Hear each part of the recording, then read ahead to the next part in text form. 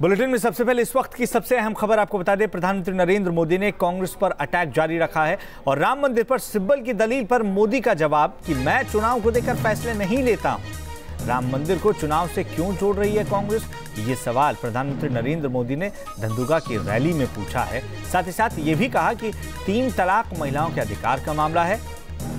गुजरात को बीजेपी में पानी माफिया से बचाया है और तमाम आरोप जहां कांग्रेस पर लगाए प्रधानमंत्री नरेंद्र मोदी ने, वहीं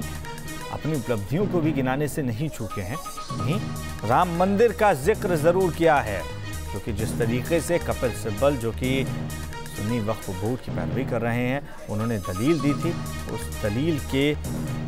सामने आने के बाद तमाम सवाल पहले ही उठ रहे थे और उम्मीद यही थी कि प्रधानमंत्री नरेंद्र मोदी भी इसका जिक्र कर सकते हैं, इसके बहाने कांग्रेस पर निशाना साध सकते हैं और ठीक वैसा ही हुआ है।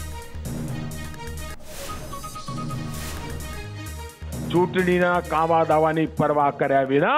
અમે ટ્રિપલ તલાકની અંદર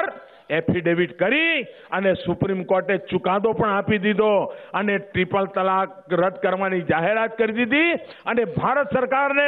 6 મહિનામાં કાયદો બનાવવાનો હુકમ કરી દીધો અને અમે આ પાર્લામેન્ટમાં આ 3 તલાકના નામે જે બહેન દીકરીઓની જિંદગી બરબાદ કરશે એમની સામે જેલની સજાનો કાયદો પાસ કરવાનું નક્કી કર્યું છે।